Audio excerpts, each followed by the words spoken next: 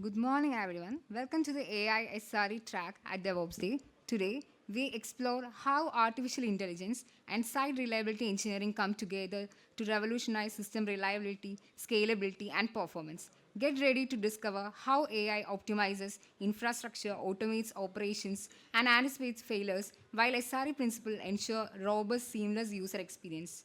Let's dive into the future of intelligent, resilient systems.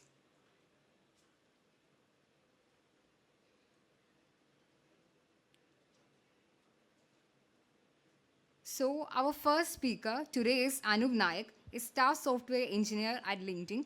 Anoop has extensive experience working with large scale systems and is deeply involved in AI driven innovations at LinkedIn. He will be presenting on from chaos to consistency, managing 1 million plus SLOs in a large enterprise. In this session, Anu will discuss how LinkedIn standardized service level objective management for AI systems across thousands of microservices. His insights will be invaluable, especially for those working on scalable AI applications and managing large scale systems. Let's welcome Anup Nayak onto the stage.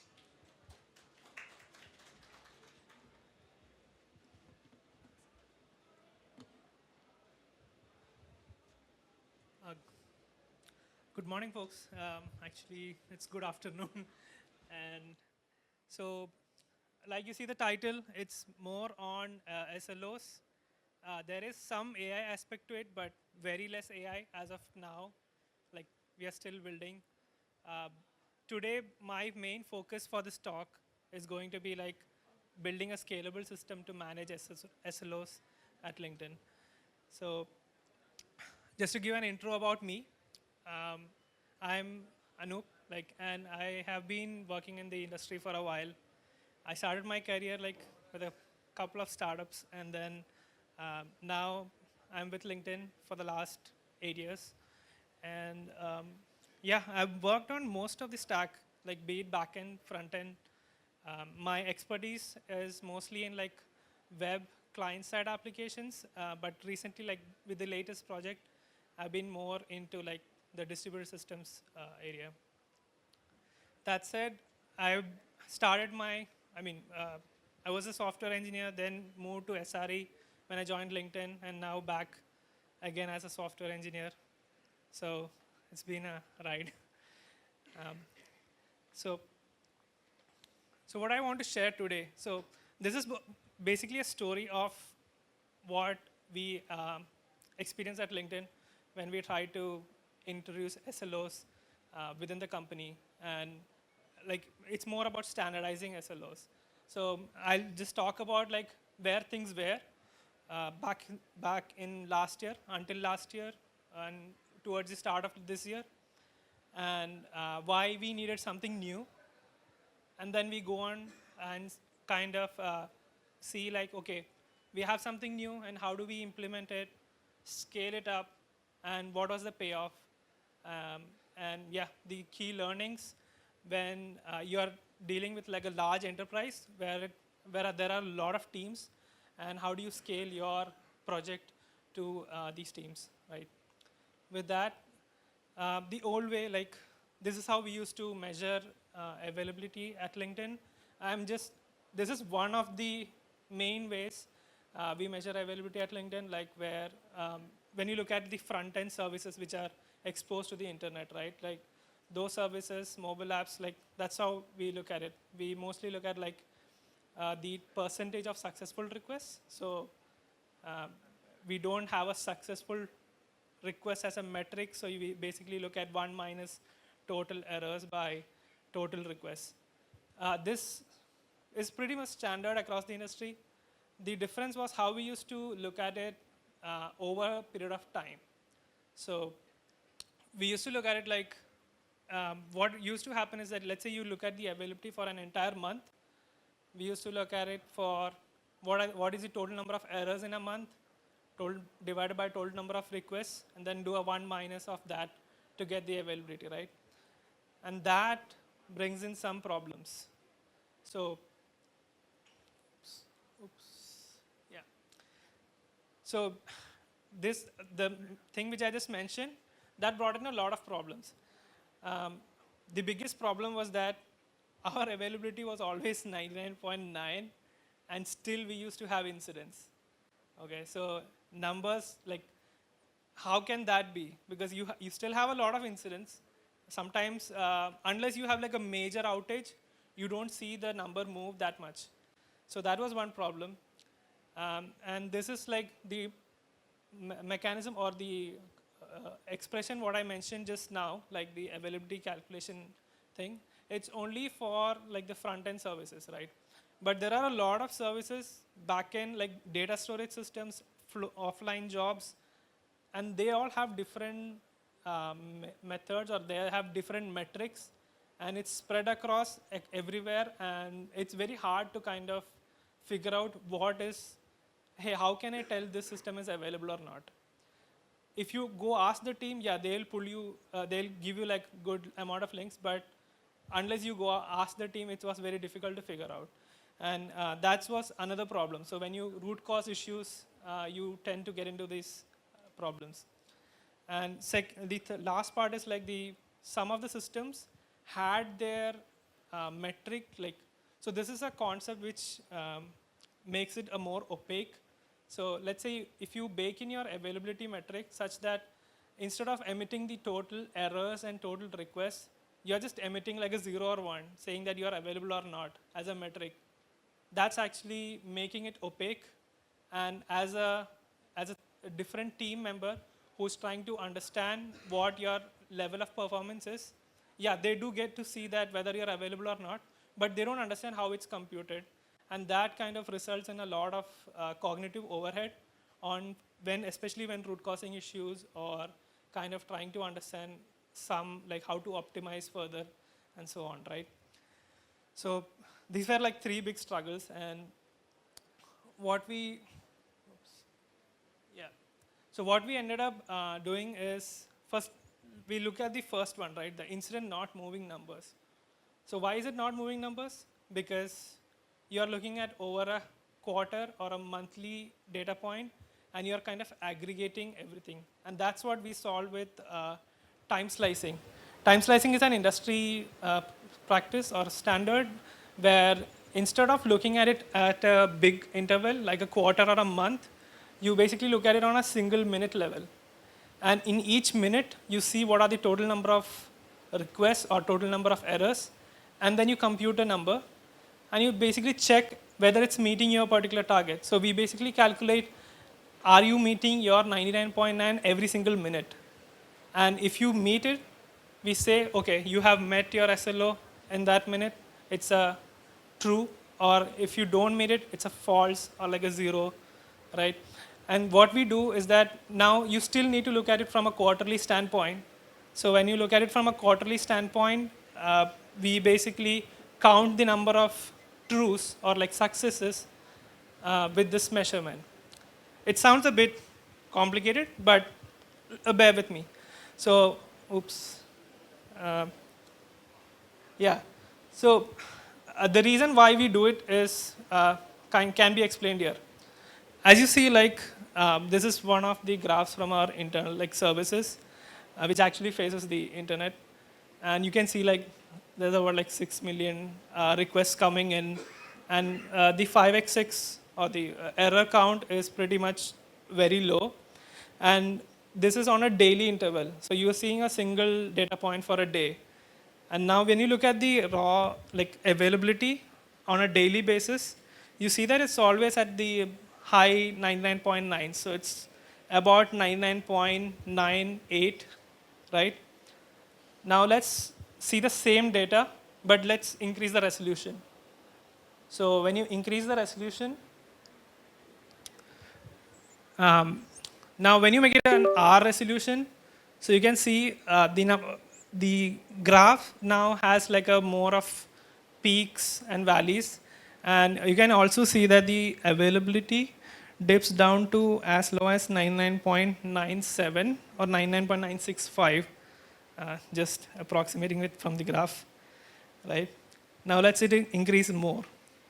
So now when you look at with 10-minute resolution, you start seeing more issues, right?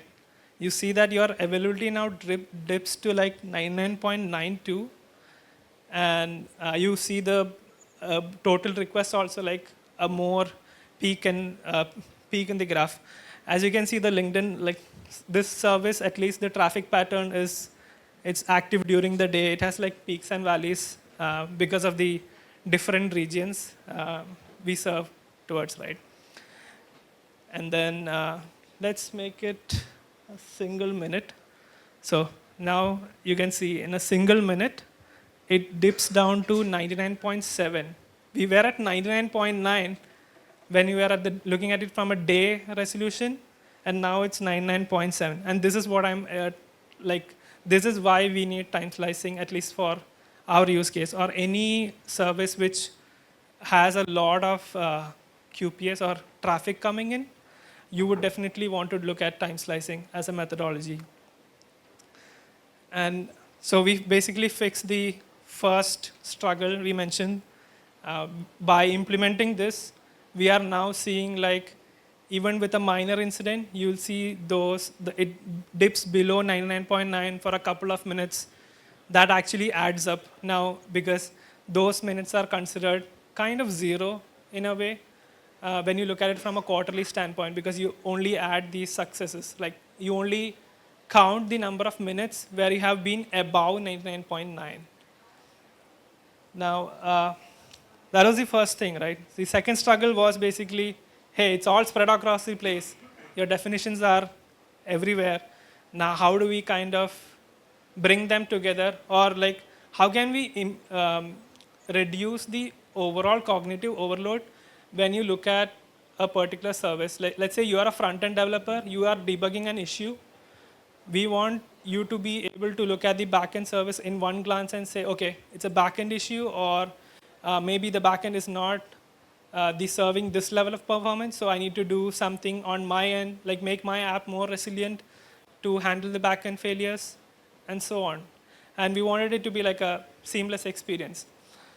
So that's where this is the before state. I already explained most of it. And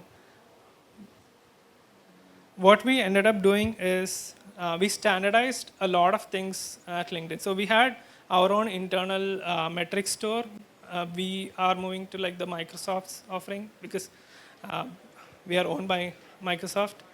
And in that moment, what we realized is that, okay, we need to standardize how the metrics are even emitted, because that's the first step of even before you set up SLIs.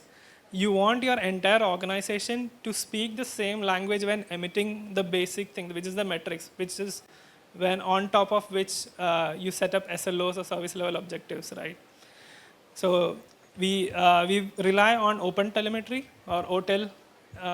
It's pretty popular. I think it is the standard now when you're emitting metrics. And we emit our metrics also in OpenTelemetry, which allows us to have like dimensions across metrics. And it is more expressive in that way. So that's one first part where we standardized. The second part we wanted to standardize was the SLOs, which were defined in wikis and different docs, or maybe somebody like made a formula, like it's somewhere like it's manually calculated and whatnot.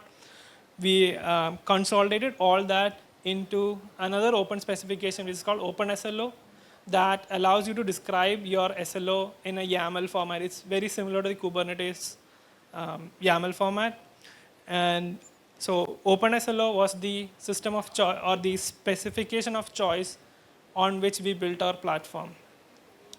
And finally, like this is an in-house platform which we built basically using OpenSLO specification. But yeah, we had to build a platform because we weren't able to get something which could run at our scale from the market directly. I mean, obviously cost aspect is also there when you go with SaaS offerings. So with that, oops, yeah. So we did a prototype. It worked out well. And like you saw the graphs, right? Like it worked out well. And then we wanted to scale this up because what we realized when we did the prototype is that a team had more than a single SLO. And there are many teams at LinkedIn, and they have set up SLOs on like very granular level of things. You may question whether we need all of those, but the fact is like we wanted to first kind of get everybody onto this system and then kind of tune it further. So in order to even move everything to the system, like consolidate everything, the amount of SLOs were so huge. So we knew that we had to scale up. Now to scale up, obviously we chose the cloud's favorite language, Go, to write our system in, and we also leverage gRPC for all the communication. The biggest advantage which gRPC gave us was you didn't have to worry about the typos or your missing field names or something in the JSON payload. It's all in the spec. It's all protobuf is a very good standard which is strictly typed, and it's all in the spec. Services are very explicitly defined. gRPC server reflection. I mean, these are all terminologies which you can Google, but these are like amazing technologies which helps developing on top of this platform also easier. So we chose gRPC for our communication, like the API specification and stuff. Then one thing which we had to do intentionally, I mean, this is because of the inherent nature of when we compute SLOs, right? We chose to go with a pull-based system. What do I mean by this? So you come and define your SLOs in the system, and the system then, in a periodic interval, queries the metric, like the data source for the metrics, and then it computes the SLOs.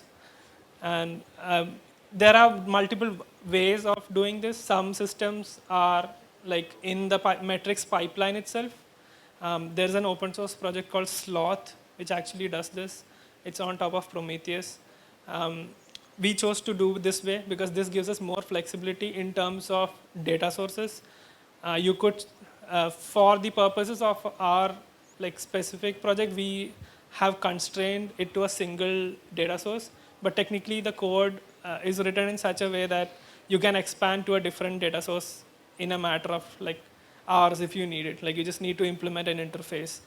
So that's why we had to go with the pull-based system, because if it's a inline system, you have to go integrate with each of these metric data sources if need be. And the ethos of this whole, the whole distributed system project, what we set up for computing SLOs is that every component in the system does one thing and it does its job the best way it can do, right? And with these principles, and then let's take a look at the architecture. So basically, it's simply like a job-based kind of system where we have a config store which actually stores all your SLO configurations. Basically you do the CRUD operations on your configurations in config store, and there is a scheduler which pulls the configs in a periodic fashion, and then it creates something called as a compute unit. So compute unit, you can think of it this way, like it has an ID and then start and end time.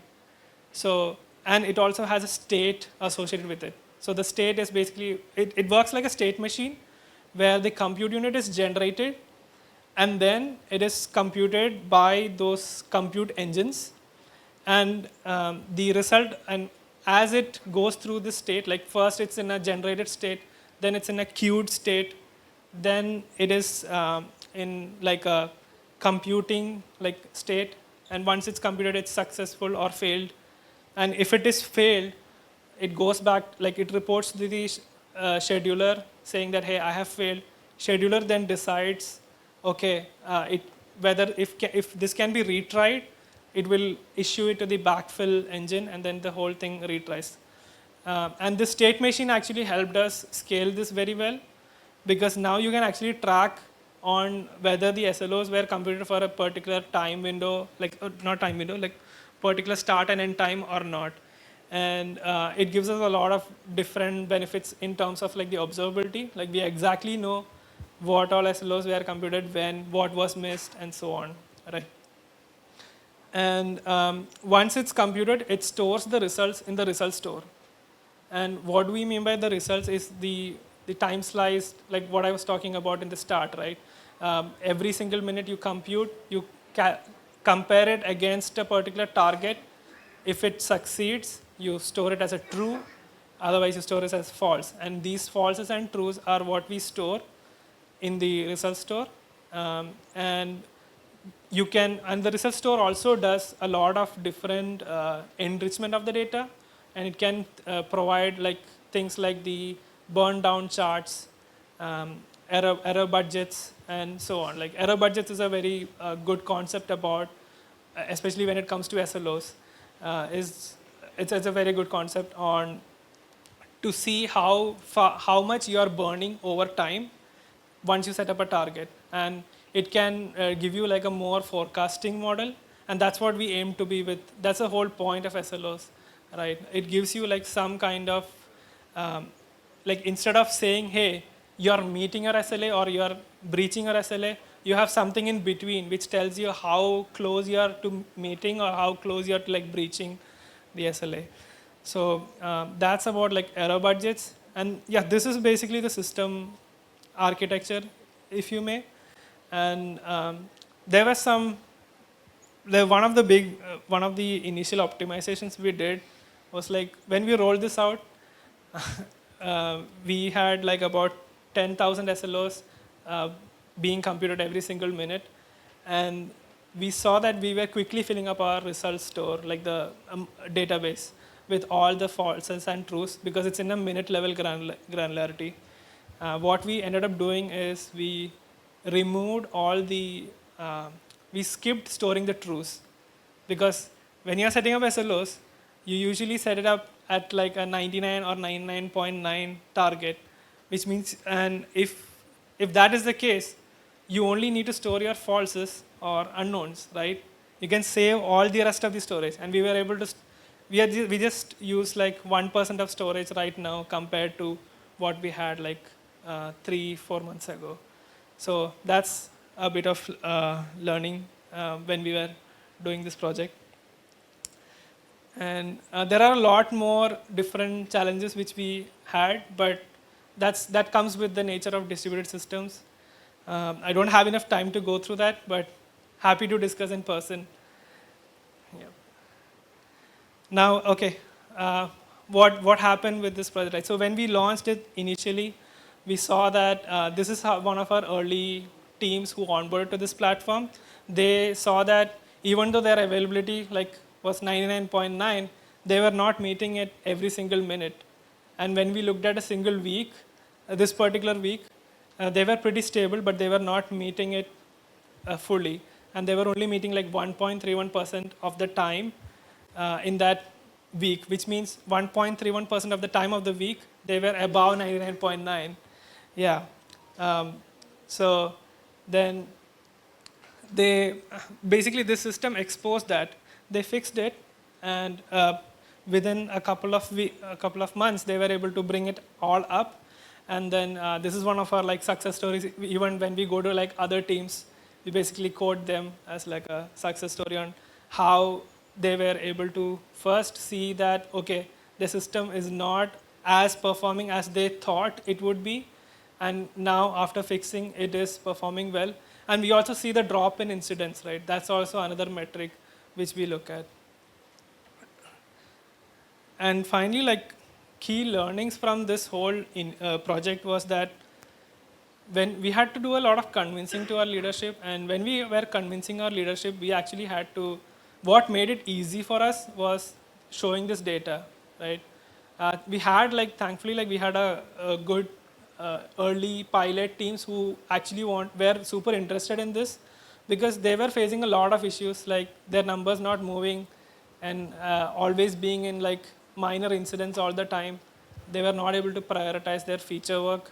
So when they onboarded and they saw the value, we actually took all those data, and then we were able to take it to the leadership and convince them. So when it comes to like convincing leadership, going with data is your best bet, right? And secondly, because we embraced open standards, like OpenTelemetry, OpenSLO, we were able to quickly prototype. And in fact, like one of the, like OpenSLO has like their entire code actually written in Go. So we were just able to lift and use like all the spec parsing and everything. We could use it directly as opposed to writing on our own, right? So it saves a lot of time when you're embracing open standards, and that's one big learning, because LinkedIn traditionally has been like, we have everything done by ourselves. Like we are on prem, we build most of the stack inside, and I guess you would have heard about Kafka, which came out of LinkedIn, right? So most of our stuff is internal, and this is a new shift in the company where we are looking at open standards and being more closer to the open source ecosystem. And lastly, like the way we designed it, like initially there were like some teams who were saying that, hey, this is too complex, and this is like, you don't need this level of complexity because your users don't require this. But what we realized in the end was that we had written most of our code with abstractions in place, which meant we could change it easily when the pivot happened. There were a couple of pivots during this project, and we were able to make the changes very easily because our initial design was grounded on very few principles, which I mentioned before. And that's about it. Any questions? Yep.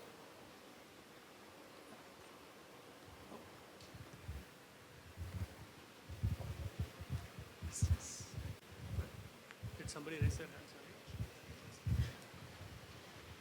Yeah, thanks. A quick question.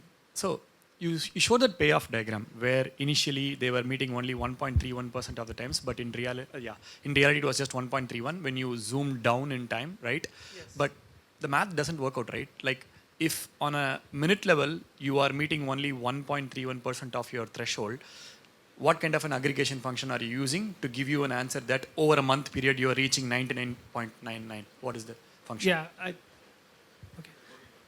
I think, I mean, that particular image was a bit of a clickbait. Okay. So that was that particular week. Okay. Right.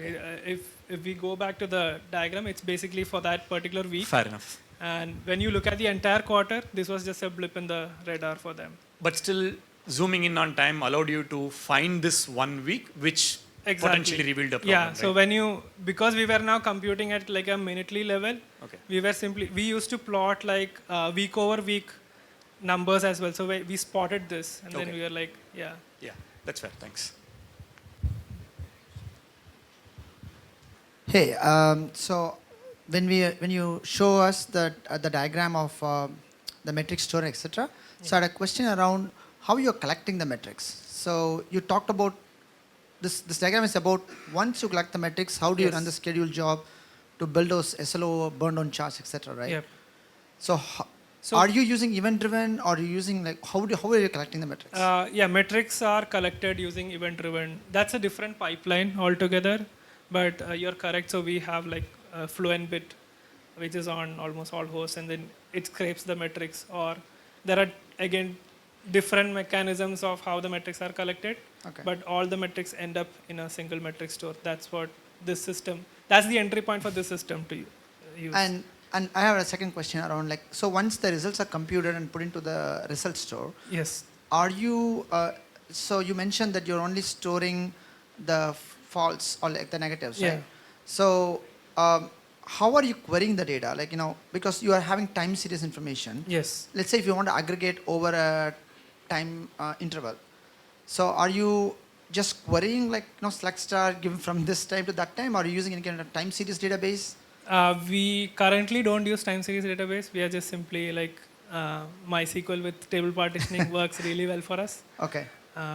But we did explore. So there are a couple of there's a dual write kind of mechanism where we write it to a time series database as well.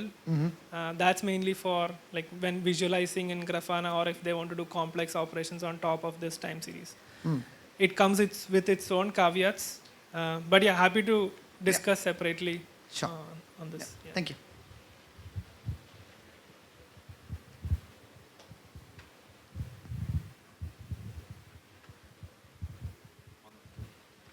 Thank you, Anu, for the incredible section. Let's welcome Ranjit Rajaram to hand over a token of appreciation. Give the mic.